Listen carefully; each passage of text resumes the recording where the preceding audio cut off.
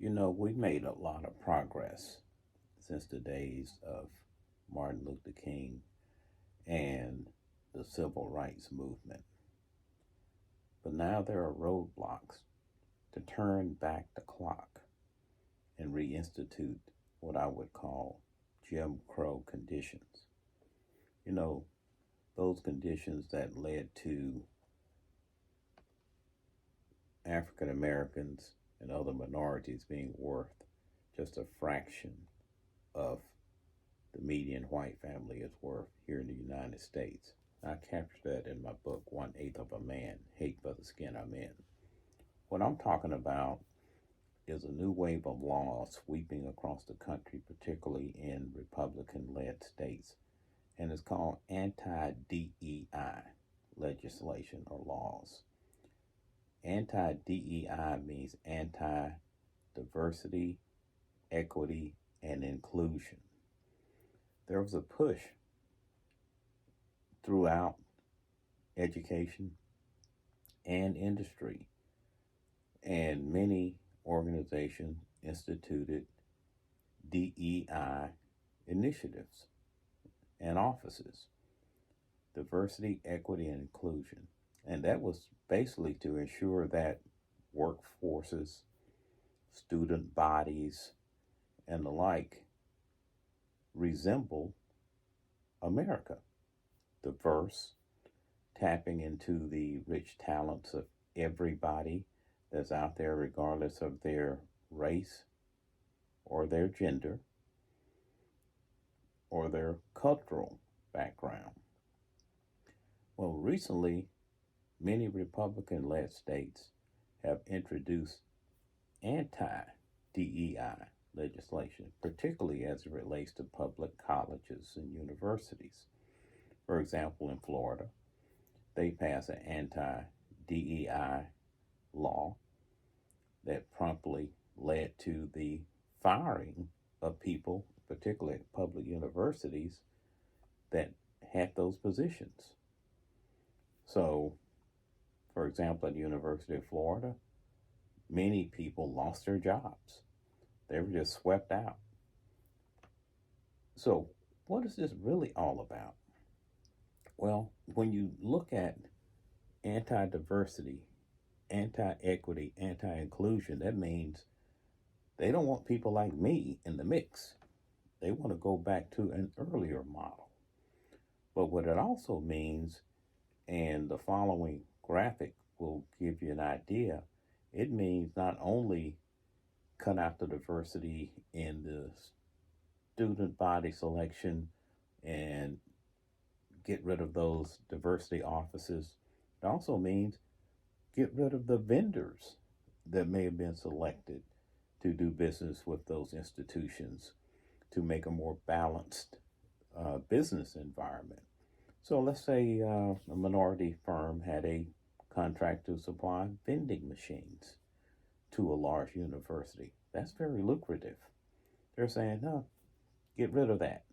If they were selected based on the diversity initiatives, cancel that contract or don't renew it. University of Texas recently, Texas passed an anti-DEI law. So they start sweeping those people out of their jobs at the University of Texas. Well, this is spreading.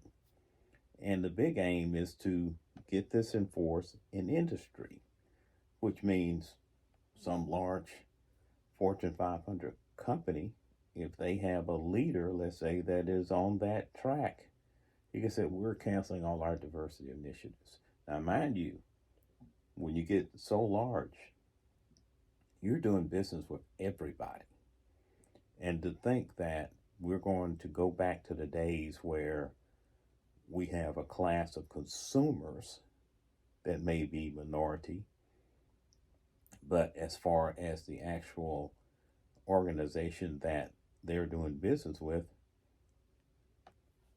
people like you may not be included. So we want your money, but we don't want to participate in your building your economy type situation. That's why I say these anti-DEI laws or basically a rebranding of Jim Crow in 2024.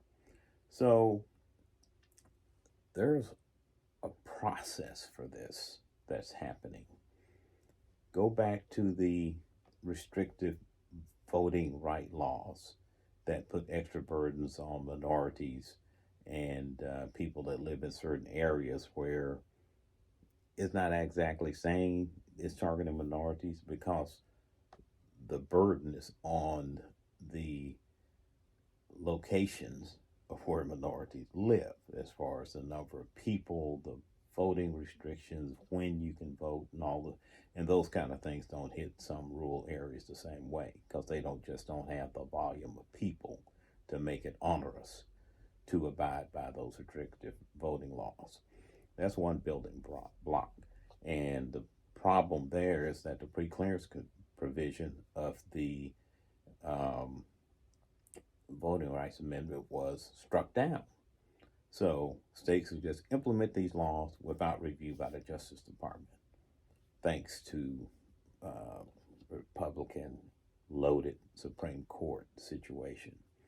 Same thing with affirmative action as far as race being a consideration in college selection of students. That provision was struck down. So what we're having here is we want to keep you from getting the people you want in office because we're going to make it harder for you to vote. We want to keep you from being qualified as much for certain high-end positions because we're going to, winnow down the amount of minorities that get selected because we are taking away race as a selection criteria or consideration in affirmative action. And now we want to make it harder for you as a business and as individuals to participate in certain environments, such as education environments, whether you are a business that is minority owned or female owned, trying to do business with a public university, or whether you are a student, because we're saying we don't want the diversity, the equity, and the initiatives going on in these operations. And we want to spread this to the mainstream business community so they enact the same things. Basically, we want to go back to segregation. We want to go back to good old boy system. We just want what we think is making America great again. So watch out for it. If you hear something about DEI or anti-DEI, which they're going to say are ultra woke policies, look out. It's just Jim Crow in a new suit. That's all it is. It's basically a marketing rebranding of the same thing that was going on for decades. So, as we say, stay woke because anti-DEI is coming to an organization or institution near you.